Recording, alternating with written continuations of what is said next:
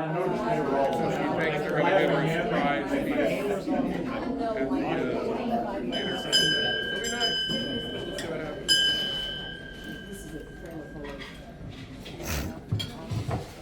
What a beautiful crowd. Welcome. Yeah, welcome to Will Rogers Rotary Club of Tulsa, the friendliest club in District 6110. Please stand as you are able to join me in the Pledge of Allegiance. Pledge allegiance to the flag of the United States of America and to the republic for which it stands, one nation, under God, indivisible, with liberty and justice for all. All right, our words of inspiration. I don't think I've shared this one before. The future belongs to those who believe in the beauty of their dreams. Yay. One of my favorite people, Eleanor Roosevelt. Yep. All right, we have a few visitors, and I'm sure I will get some of them wrong. So I'm going to, Myrna, you brought several, so I'll let you introduce your guest. Yeah, I'm really happy to introduce my friend Jerry from the Kiwanis Club. We meet here on Monday, and I became a Kiwanian because I wanted to learn about why Key Club is so successful. And so, Jerry, do you want him to ask his favor now? Or You are welcome to come on up so here, and then we'll go we're around. here on a mission. Yeah. Okay. We'll introduce the rest of the guests in just a second. Jerry has something to share with us. And we should, by the way, we share space. When do y'all meet? We meet Monday at noon. Okay. There you go. You're gonna use the microphone because my Kiwanians tell me that I speak too softly and nobody can understand me if I don't. So, I am here, as Myrna said, on a mission to invite the Rotary Club and any individual Rotarians to join us in something called April Showers. From the composition of this club, I am guessing that all of you who have had females who had babies probably had baby showers, okay? You're familiar with the concept. There are, unfortunately, a large number of people in Tulsa County who do not get baby showers for one reason or another. Could be familial, could be money, could be just any number of circumstances. What we try to do with our April Showers project is provide the things that would typically be provided at a baby shower through working with Emergency Infant Services. Which if you aren't familiar with them, they're over at 11th and Denver, the old Safeway store, which is really old, okay? We do collect from two sources. One of those, our club actually has a budget item each year for Emergency Infant Services April Showers. That provides about half of what we will spend to purchase baby items. We then, I don't think this concept is strange to Rotary, it certainly isn't to Kiwanis. We also hit up people individually for donations. So what we're looking for are gently used or new clothing for infants, ages 1 to 5. Any diapers, anything to do with diapering infants, baby bottles, etc. If you would provide it at a baby shower that you're familiar with, we'll accept it and give it to Infant Services. So that's what we're here for.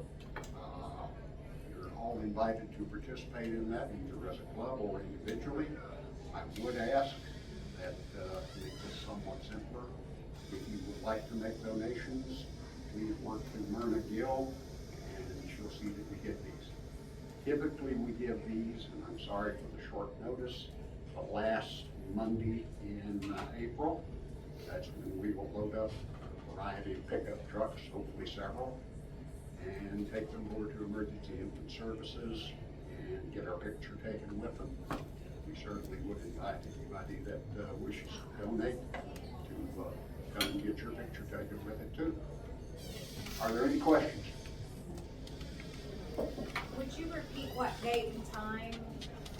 The last Monday in April, Last Monday in April, okay. and it will be immediately after our Kiwanis meeting that day, so about 1 o'clock. So if we bring things up, can we leave them in the closet here? That would be wonderful, as long as it's okay with Baxter's. Okay. That would be great. Okay. Okay.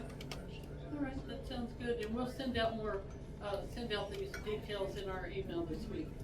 Thank you so much, we appreciate that. Thank you. And also, my neighbor Logan Gear came, and he's been wanting to come to Rotary for a while, so he's here with you today. And we're glad to have you. Thank you for coming.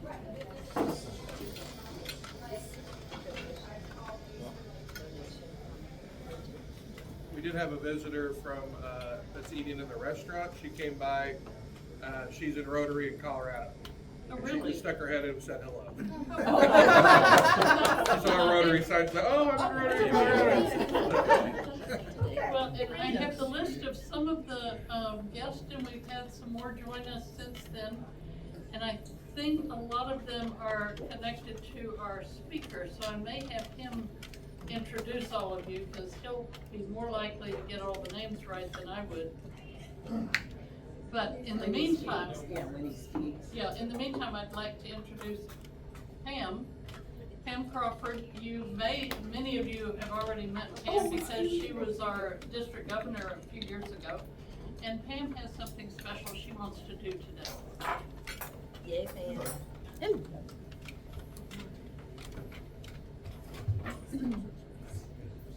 I'm not known for being quiet, but I will use the mic, so I'm sure you all can hear me. So, 2 months ago, there was a thing called a Super Bowl. And District Governor-elect Laura Garrett, who's one of your members, who I think is doing something for the Alzheimer's Association today, hosted a party for you all and Tulsa Sunrise. And we were told to bring food. I made a king cake. I had a baby in the king cake. And one of your members got the king cake. So I got asked, what's the prize? Well, because of that, I want to invite Pat Flugel to come up, because the prize for her is her very first Paul Harris Fellow.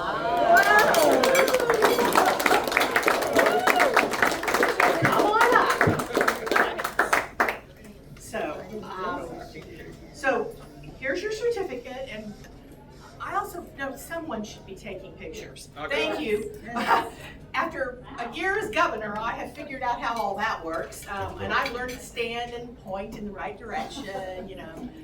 So anyway, so Pat, a certificate indicating you are now a Paul Harris Fellow, and here is your first pin. Let's see if I can get the box open. Yep. So the very first pin, and I have saved the baby for 2 months, and I found it this morning as I was getting dressed. So I really think you need the baby too. So for those of you who are visitors who don't know exactly what we're talking about, Paul Harris was our founder. In fact, his birthday's this weekend. If you are into trivia, April 19th, we give out these awards when people are willing to give money to our foundation. But people who also give money to the foundation can give away points that they receive.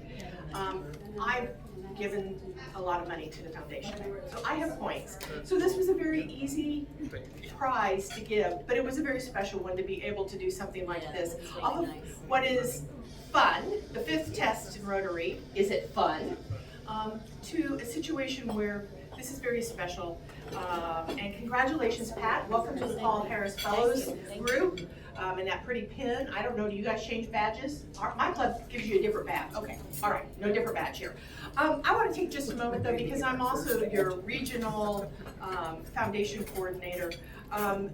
If you hadn't been following, paying attention, at the moment there's been one case of polio in Afghanistan this year, one case in Pakistan, which is much below where we've been the last couple of years. So Rotary continues to talk about trying to end polio now, and you're going to hear more on that from me over the next year, because I've agreed to become the polio chair for District 6110.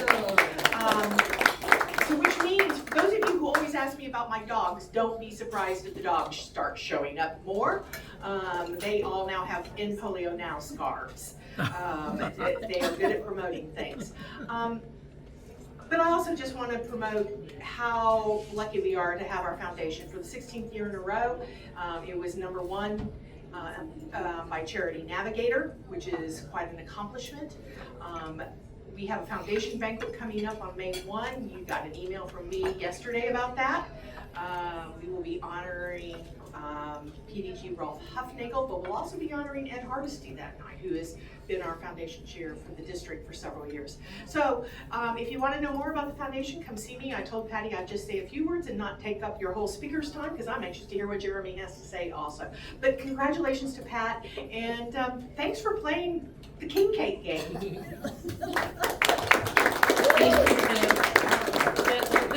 That reminds me, if you haven't already downloaded Ignite, you need to do so. And on the home page, you can look there, and there's a foundation button, and you can look to see how many points you have.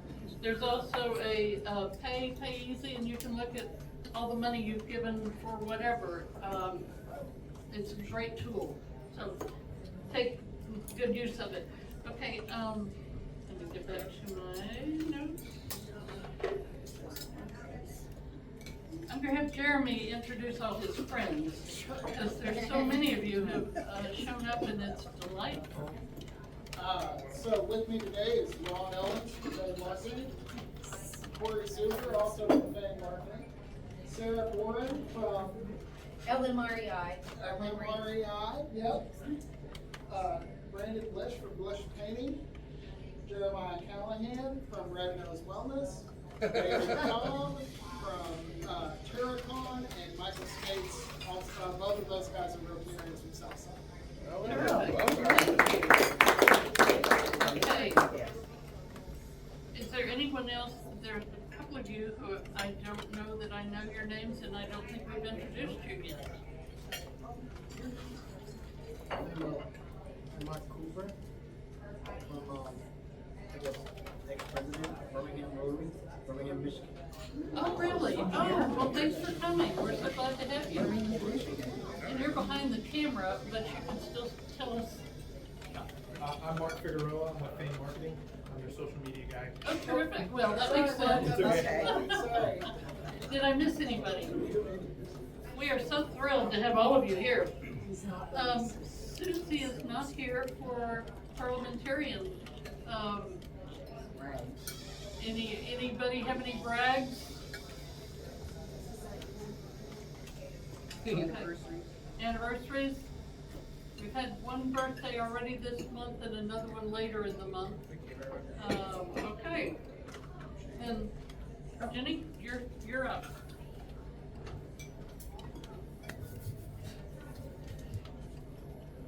For those of you who don't know, we're co-presidents, so we get to share We split the program.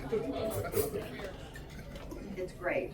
If you ever want to have an office in Rotary, find somebody to do it with you, that helps. We're doing it for 2 years, so it's really fun. And we've come up with a lot of good ideas between the two of us. I'm going to introduce our speaker, who we're anxious to hear, Jeremy Nichols. He's an account executive. Is it?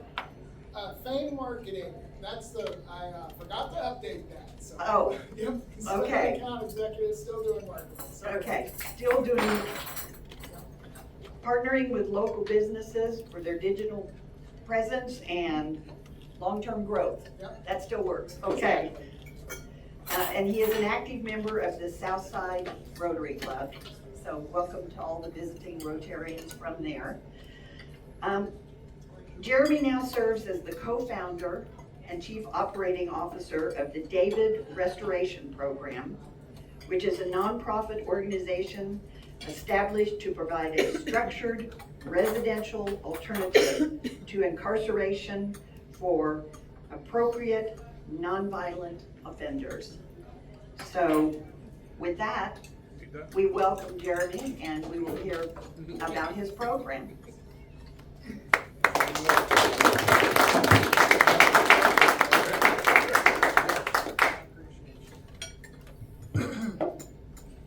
So the last time I spoke, it was at the Broken Arrow Rotary Club.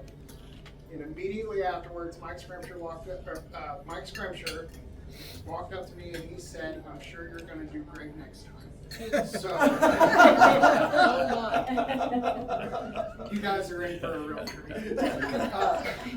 One second here. So all set up.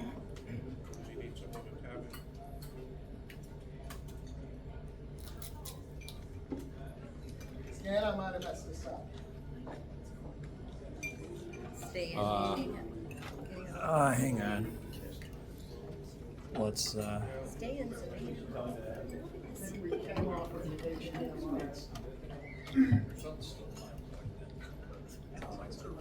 The results of gift in my first.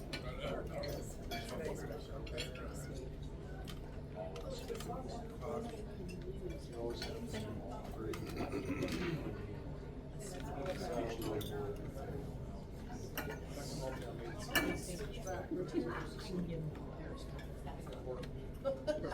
That's very, very special. I was donating to support students.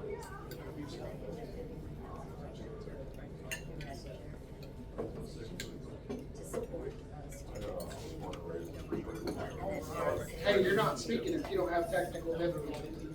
Okay. So, as stated before, my name is Jeremy Nichols. I'm with the David Restoration Program. And it's impossible for me to really tell you guys what I'm doing without telling you why I'm doing it. And part of that is my own story, right? So, I was born in a house where everyone was given the opportunity to become tough. And what that means is I was 10 the first time I was punched in the face. And I don't remember what I said or did. I do remember that was not the last time. And shucks, you know? Before I get too far into my story, I do want to say I've forgiven my trespassers, right? And I'm blessed to have found a level of healing and a walk with God that allows me to understand people make mistakes, right? And I made a lot of mistakes after those occurrences.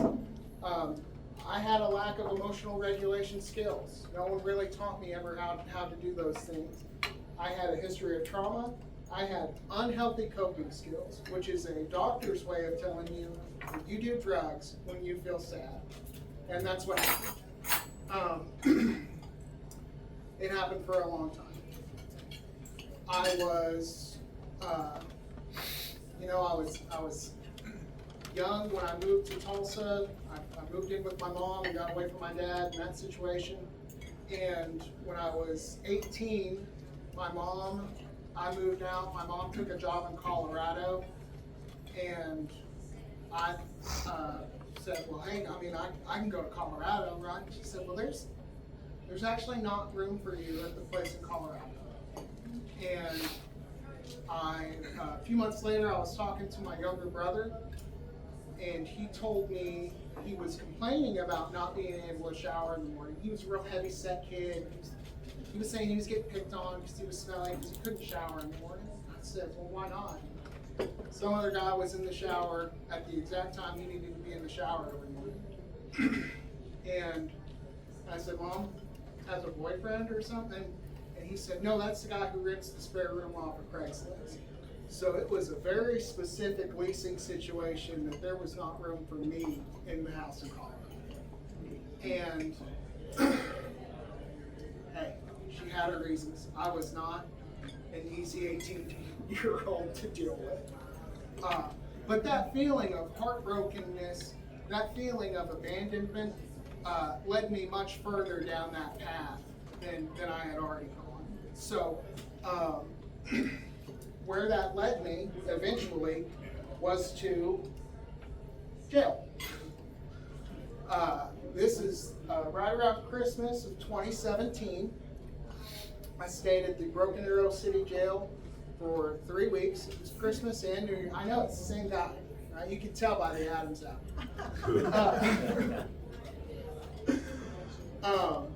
I stayed there for about 3 weeks, and let me tell you, as far as jails go, 4 stars.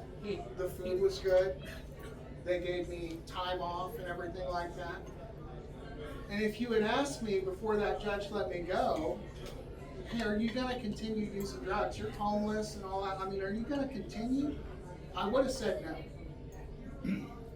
I honestly, I would have. I would have said, no, I can get my life together now. I can go get some, some job or something and get a place and all those things, right? And the first thing I did was walk to my drug dealer's house and use drugs. It's the first thing I did. There was no, not even a second thought. As soon as I got out, I went to my drug dealer's house. I used drugs. I continued to use drugs. And a couple weeks later, I finally had what I call my peak of desperation. And I was sitting in I was actually at the Quick Trip over on Admiral and Yale. And I was sitting in a stolen car. And I was waiting on a friend of mine that had stolen some credit cards. And we were going to go do all the things that drug addicts do when they have access to stolen credit cards. And I now know that it was the voice of God. Something told me clearly, like it wasn't audible, but I felt it.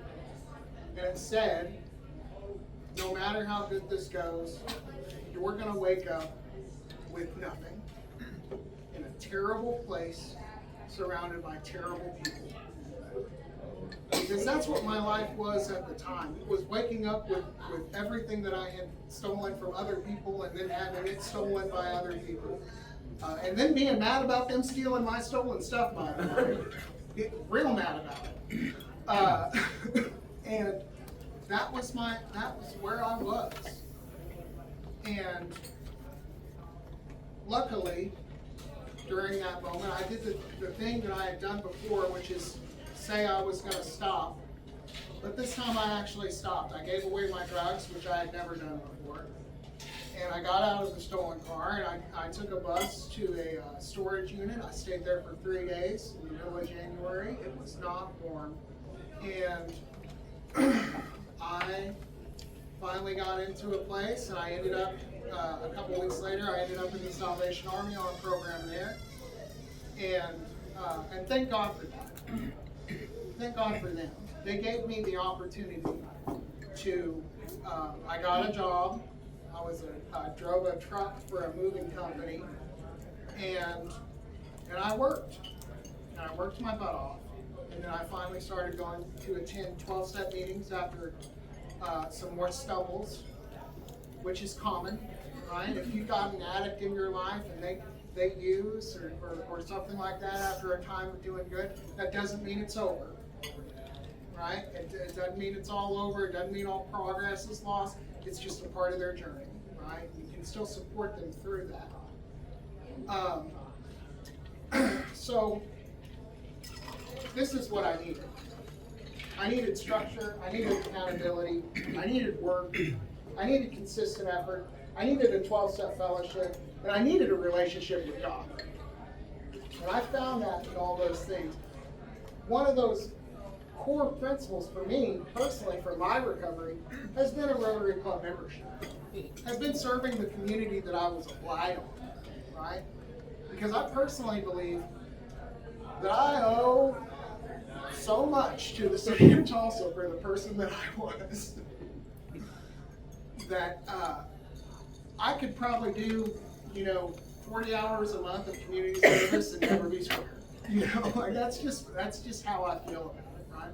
Like things were done, and I'm so grateful that Rotary has accepted me, and people who have heard my story, Rotarians who may have never walked anything near me, have never judged me. I've never felt less than in the company of Rotarians, and I appreciate that about our people. I really do. Because I've been in places where I was made to feel less than because of my past, and it's not a good feeling. And this picture is a much better picture than that one before, right? Yeah. And it was about this phase that life took another turn. I got complacent. I got a good job, I was making good money, and I started to kind of just lose my way a bit. And I found myself in a relationship, and I found myself 4 days after picking out an engagement ring, and I was single, right? And hey, I was devastated by the loss of that relationship and the way that things all shook out. But it gave me, that pain gave me the opportunity, that loss of all those other dreams gave me the opportunity to really look at myself and say, why did this happen? One thing that recovery has taught me is that I can't get better if someone else is to blame. Right? If I'm not the reason that I am where I am in life, it's over for me. And the conclusion that I came to was, I wasn't the man that God called me to be every day. Because the man God calls me to be doesn't choose which of his laws he's going to follow. And he doesn't coast. And that's what I've been doing for years. I've been coasting. And I'm so grateful for that situation now. Because when you're in that kind of pain, it's all you can think about. It consumes you. I don't know if anyone's ever been in just that kind of heartbroken state where it's just all you can think about. But the one thing that got my mind off of that pain was working on the David Restoration Program. It is a dream that I started when I was in a similar program that was not done correctly. And I remember thinking like, man, this is a good setup. It could be done right. If only it could be done right. So we're gonna do it right. So what the David Restoration Program is the answer to the PRISM system that isn't working, right? The system that removes income, that removes responsibility, that provides really no structure after release, with no life skill development. It's a tax burden on the state. That's, for me, now that I pay taxes, I notice that kind of thing. And you're almost guaranteed to commit more crimes when you get out, right? When you get out of prison, you get $40 in a bus ticket, right? So best case scenario, you're at least gonna go get food stamps and become more of a tax burden. You're at least gonna go get more kind of things. So we've modeled it after, we've named it after David's time in the Cave of Adullam, right? Where men who were distressed, in debt, and discontent gathered together, and under David's leadership, they became the mightiest warriors in all of Israel, right? Because restoration is possible, and I'm proof of that, right? So we believe that this program will provide, all these things. We're going to provide them with a structured living environment. They will be supervised. We'll have a residential advisor.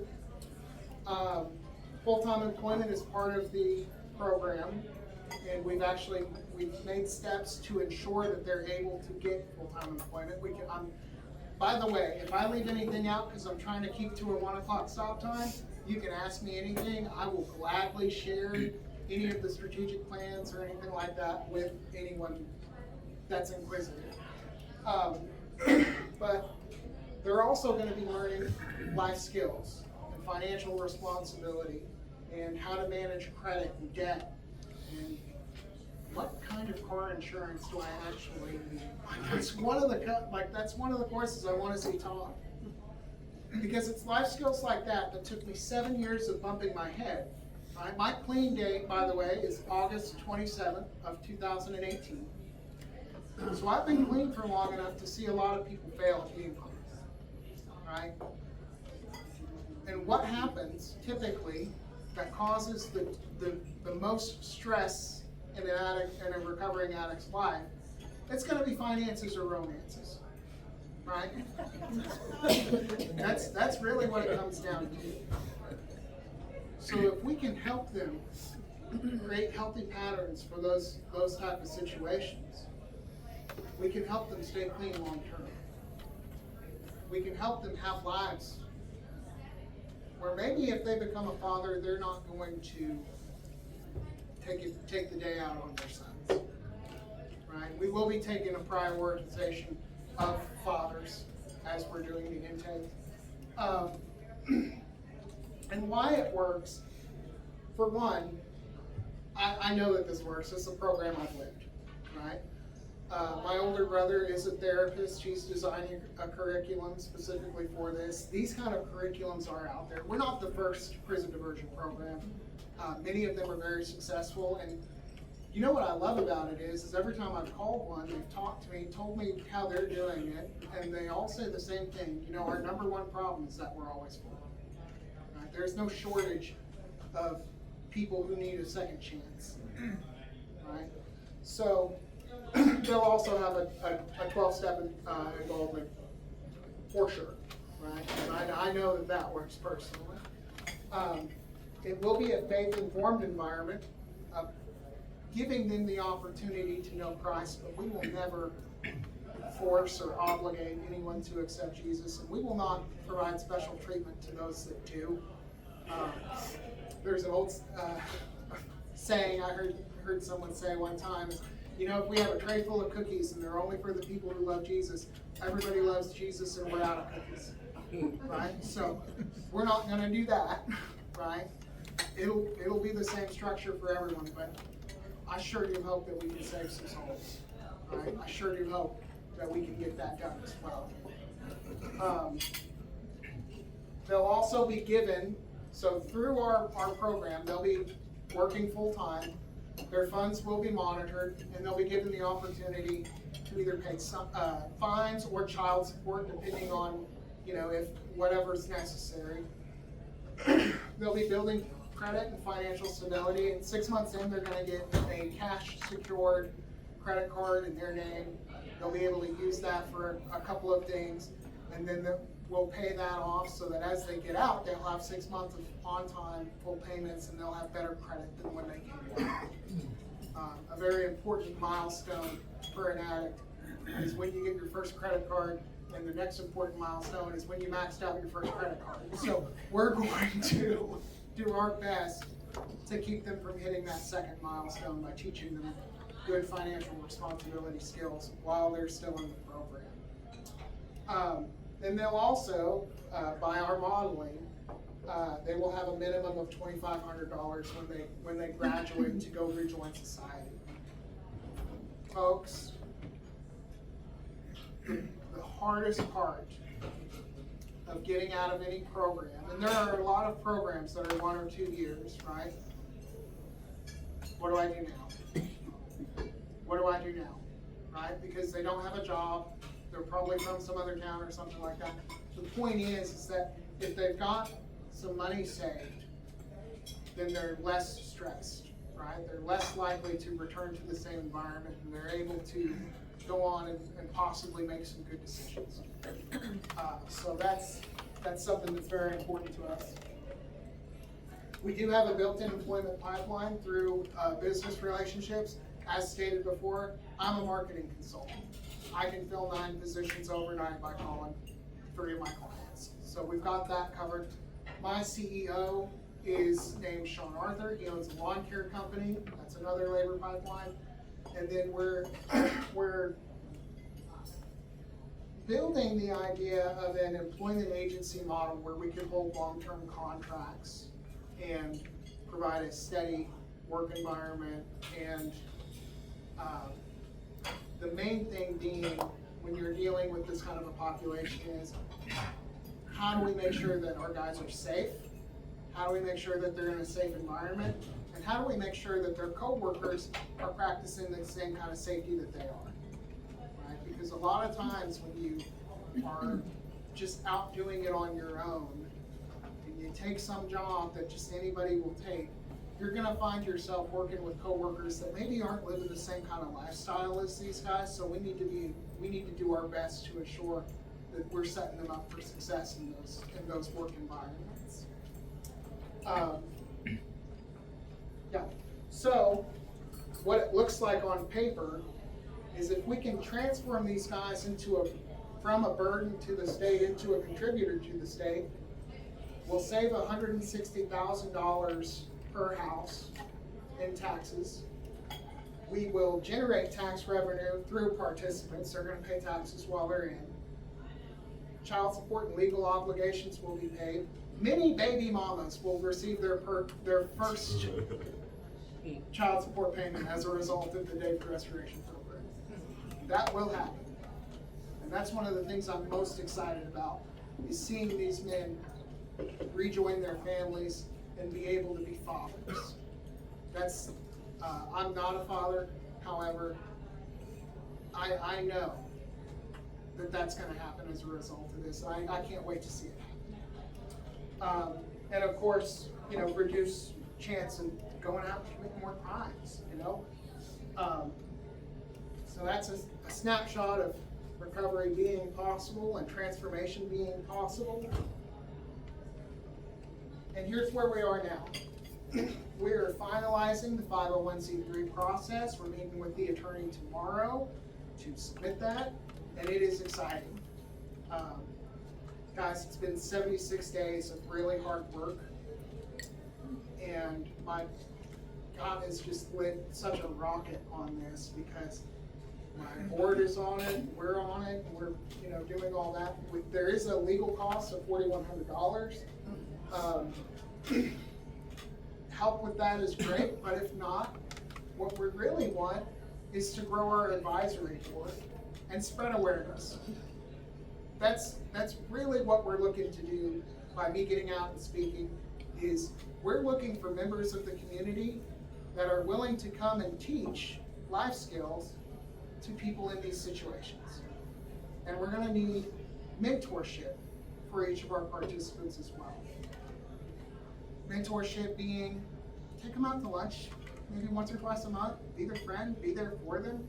But we want it to be someone upstanding from the community and not necessarily involved with the program, because when you're in a program and you're surrounded by people from the program, and maybe you've got questions about something or you feel some way, it's hard to be honest when you're surrounded in that kind of environment. So what we want is, we want just a neutral third party to show them that they're loved, that they're cared about, and that their community wants them to do better and have a better life, right? So that's really why I'm hoping to speak at more Rotary clubs. If anybody knows of any other Rotary clubs, they need a clutch speaker. I don't prepare to speak, so call me.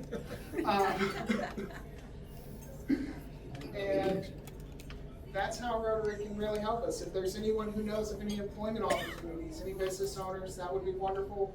Community connections. Hey, I'm a networking kind of guy. I know that if you know somebody who's a judge or a district attorney or a defense attorney or something like that, those are the people that we need to get those early relationships and connections with. And then volunteer life skill teachers as well. If you've just got something that you feel the need to teach, you couldn't get a job at a college to do, go to the Facebook page, send me a message, and I'll give you some guys to teach it to. You can share your passion. What's your Facebook? It is facebook.com/DRP Oklahoma. That's my contact information. Are there any questions? I hope I left enough time for questions. Yes, sir.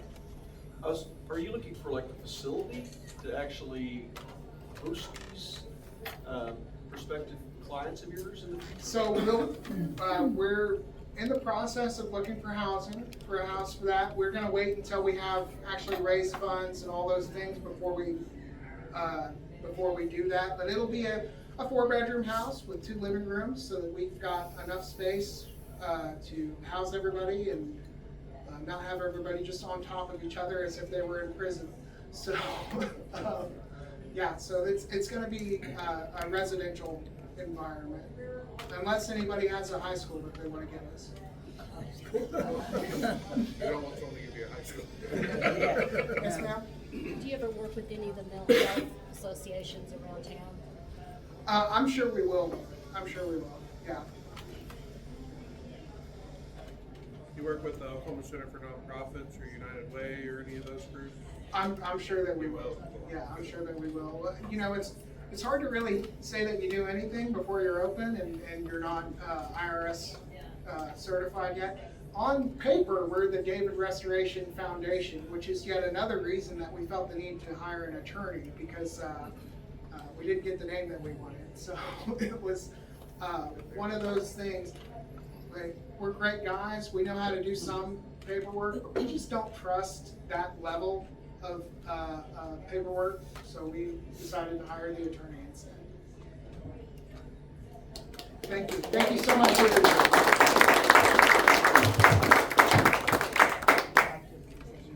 Coaster from our club, and thank you for telling us about your project. This is great. I hope I didn't bomb, guys. It's my first time talking about this. So thank you so much. We've got one more thing that we can do. We have everybody buys a ticket. Oh, perfect. And you do draw. Good. I stacked the deck and gave it to my buddy Jeremiah. I've already got one holstered back here. You don't need to bring it. I've got it in my sleeve. Oh, they all fell out, sorry. He's putting it back. Cheater. Cheater. He jumped the button. We have a deck of cards. Okay. Better than tetanus shot, you just have to get the road now. I'll share. Yeah, there's nothing like a good old man. Is it the ace or the jeopardy?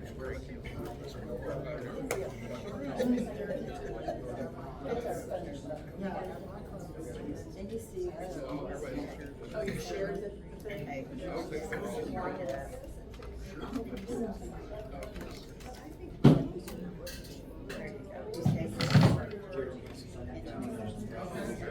Here, Caps.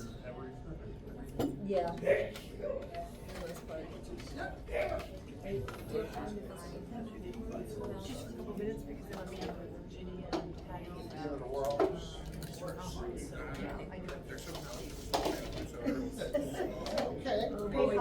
Go back to using the Qantas one. Last three. Okay, it's gonna be ticket number 873.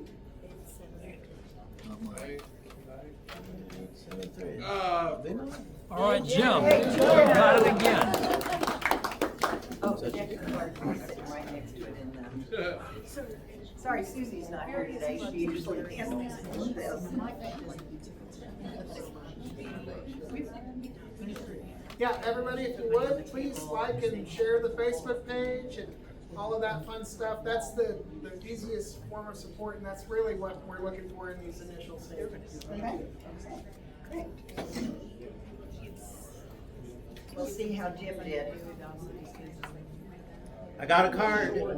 It's the 3 of spades. Oh, that's not a winning card. You're still a winner. There you go. Okay, next week, we've been waiting to do this program when we kind of had a little break, and it's just great that both of them are available next week.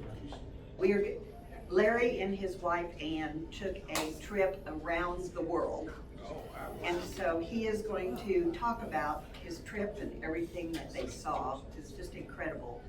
And Patty, last year, spent 3 weeks in Malaysia. 4 weeks. That's right, because I filled in for her.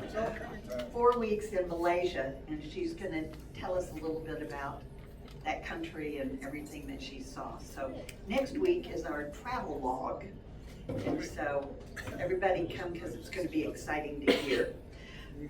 We now, to end the meeting, do the 4-way test of Rotary.